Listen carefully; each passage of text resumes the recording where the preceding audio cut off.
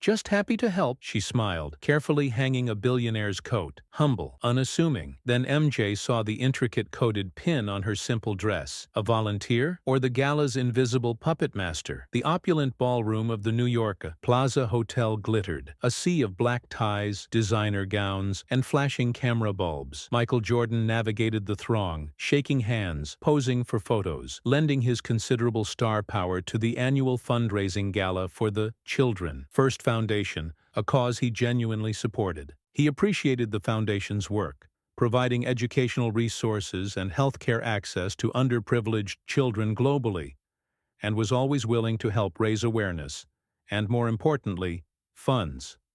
Near the grand entrance, amidst the chaos of arrivals, valet tickets, and air kisses, a small bottleneck had formed at the coat check station. Jordan, waiting patiently for an associate, observed the scene. Handling the influx with remarkable calm and efficiency was a woman who seemed somewhat out of place amidst the glittering crowd. She appeared to be in her late 50s, perhaps early 60s, dressed in a simple, elegant, but decidedly non-designer black dress. Her gray hair was pulled back in a neat bun, her face kind but unremarkable, her movements swift and practiced as she tagged expensive cashmere coats and mink stoles, handing out claim tickets with a polite, unassuming smile. She looked like a career coat check attendant, or perhaps, given the event's nature, a dedicated long-term volunteer for the foundation. Jordan admired her quiet competence, her ability to remain unflustered amidst the demands of the impatient, high-profile guests. She handled a minor mix-up involving two identical Burberry trench coats with quiet diplomacy, smoothing ruffled feathers with a soft word and efficient problem-solving. "She's amazing, isn't she?" remarked Sarah Jennings, the Foundation's young, energetic development director, appearing suddenly at Jordan's elbow. "Agnes, been with us forever, it seems, helps out at all our major events, knows everyone, remembers everything. The gala wouldn't run half as smoothly without her." "She certainly seems dedicated," Jordan agreed, watching Agnes hand a claim ticket to a famously demanding hedge fund manager with a smile that seemed to momentarily disarm even him. "Doesn't miss a beat." Later, during a lull in the evening's program, Jordan found himself needing to retrieve something from his own coat pocket. He headed back towards the coat check, now considerably less crowded. Agnes was there, meticulously organizing hangers, a picture of quiet diligence. "Excuse me," Jordan began, approaching the counter. Agnes looked up, her smile polite, professional. "Mr. Jordan, can I help you?" Her voice was soft, calm, with a faint trace of something unplaceable, perhaps Midwestern vowels softened by years elsewhere. "Yes, just need to grab something from my coat pocket for a moment," Jordan explained, handing her his claim ticket. Agnes took the ticket, her eyes briefly scanning the number, then turned towards the racks. As she reached for his coat, Norris noticed something small, intricate, pinned discreetly near the collar of her simple black dress. It wasn't a typical volunteer badge or a piece of decorative jewelry. It looked like a small, abstract symbol crafted from brushed platinum or white gold, perhaps inlaid with tiny, almost invisible gemstones. It was elegant, understated, but undeniably unique and expensive-looking. It seemed oddly out of place with her otherwise plain attire and assumed role. He dismissed it as perhaps a gift, a personal memento. Agnes returned with his coat, holding it out for him. "Here you are, Mr. Jordan." "Thank you, Agnes," he said, retrieving his phone. "You run a very efficient operation here." Agnes smiled modestly. "Just happy to help support the Foundation's work, sir.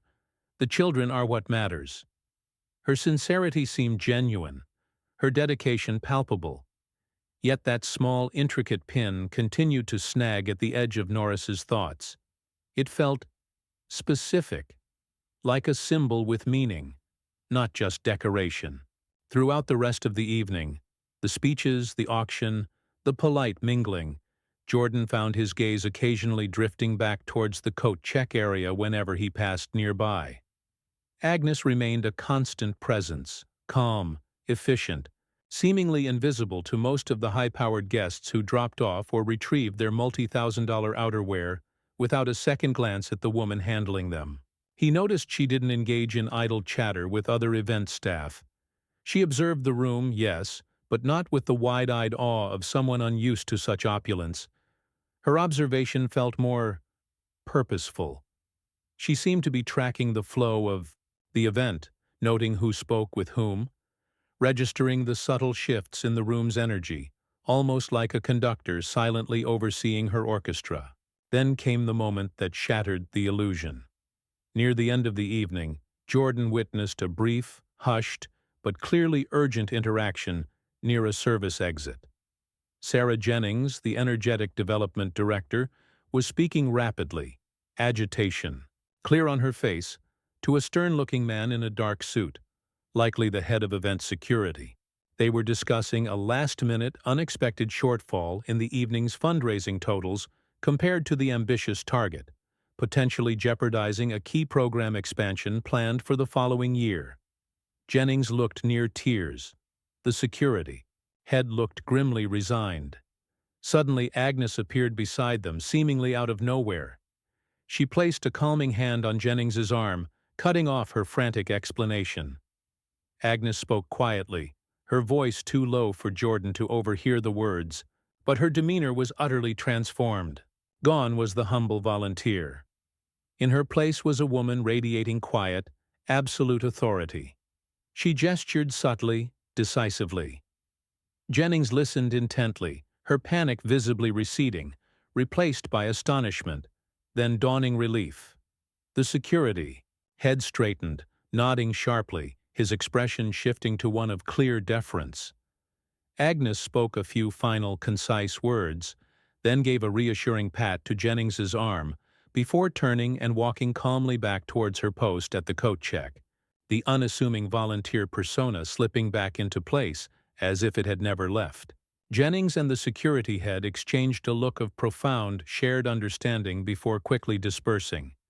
This was the midpoint revelation, the undeniable glimpse behind the curtain.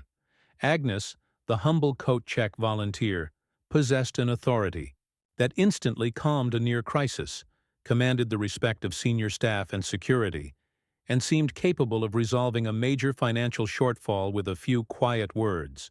Who was she? How could a simple volunteer wield such influence? The intricate pin on her dress flashed again in Norris's mind.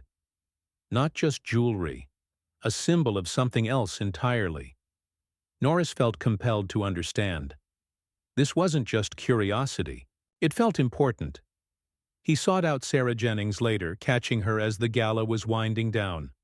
"Sarah," he began casually, "Agnes is quite remarkable.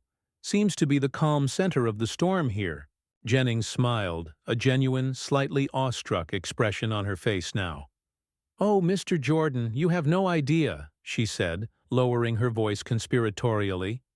"Agnes, she's more than just a volunteer. She's everything to this foundation. In a way." "Everything?" Norris prompted gently. Jennings hesitated, glancing around to ensure privacy.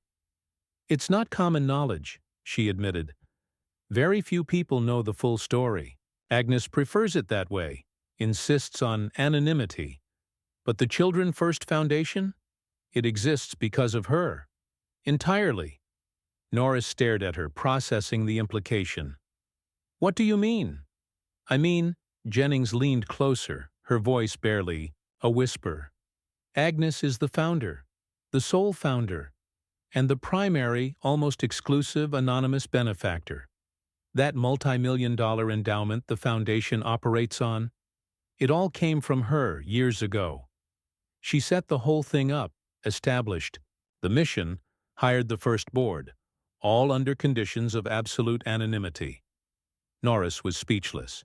The quiet, unassuming woman checking coats, the woman everyone assumed was a simple volunteer, was the silent architect, the invisible engine behind the entire massive charitable operation. "But why?" Norris finally managed to ask. "Why the coat check? Why the anonymity?" Jennings smiled sadly. She lost her own child tragically young years ago. Before she made her fortune, which she apparently made very quietly, very shrewdly in early tech investments, though she never discusses it. Afterward, she dedicated her life and her resources to helping other children, but she wanted absolutely no public recognition, no galas in her name, no buildings named after her. She believes the focus should only be on the children, on the mission, not on the donor. So the volunteering, it's her way of staying connected, Jennings explained, of seeing the work firsthand, observing the people involved, ensuring the foundation stays true to its core mission. She insists on working the coat check at major events, says it gives her the best unfiltered view of the foundation's supporters and detractors. She chuckled slightly. She sees everything from that little counter, understands the dynamics, better than anyone on the board. That little crisis earlier, about the fundraising shortfall? Agnes just quietly authorized covering the entire difference herself, told me which restricted fund to access discreetly tomorrow. Just like that. The hidden truth settled over Norris, profound and humbling. Agnes, the quiet volunteer, was a philanthropic powerhouse, a reclusive multimillionaire who had channeled her personal grief into creating a massive force for good, all while deliberately remaining completely invisible, finding satisfaction, not in public accolades, but in quiet service and direct observation. The simple black dress, the unassuming demeanor, they were her chosen camouflage, allowing her to witness her foundation's impact without the distorting lens of fame or wealth. The intricate pin? Likely a custom piece, perhaps containing a microscopic chip or identifier known only to key personnel like Jennings and the security head, a subtle symbol of her hidden authority. Norris looked across the thinning ballroom towards the coat check station. Agnes was still there, patiently, handing out the last few coats, offering tired but genuine smiles. He saw her now with entirely new eyes, not as a simple volunteer, but as the quiet, beating heart of the entire glittering affair, the invisible hand guiding a multi-million-dollar operation dedicated to helping children worldwide. He felt a deep, quiet respect for her choices, her humility, her unique way of wielding immense power through deliberate obscurity. He walked over one last time, not to retrieve his coat, but simply to offer a different kind of acknowledgement. "Agnes," he said softly, meeting her calm, knowing eyes. She tilted her head slightly, waiting. "The work you do," Norris continued, gesturing encompassingly, "not just at the coat check, but at the entire foundation, the entire evening. The work this foundation does, it's truly remarkable. Thank you. For everything." He didn't mention her secret. He didn't need to. His emphasis, the sincerity in his voice, conveyed his understanding. Agnes held his gaze for a long moment, a flicker of surprise softening her features, followed by a slow, genuine smile that reached her eyes, acknowledging his unspoken recognition. "We all just do what we can, Mr. Jordan," she replied quietly. "It's the children who are remarkable." And in that simple exchange, a connection was forged, based not on fame or fortune, but on a shared understanding of purpose, dedication, and the quiet power found in unexpected places. The unassuming woman checking coats held a secret far more valuable than any mink stole she handled. The secret of profound generosity hidden behind intentional invisibility. How often do we overlook the quiet contributions of seemingly ordinary individuals, unaware of the immense impact they may be having behind the scenes? What does true philanthropy look like? And can the greatest impact sometimes come from those who seek no recognition at all? Share your thoughts in the comments, and subscribe for more stories that reveal the surprising power hidden within humility.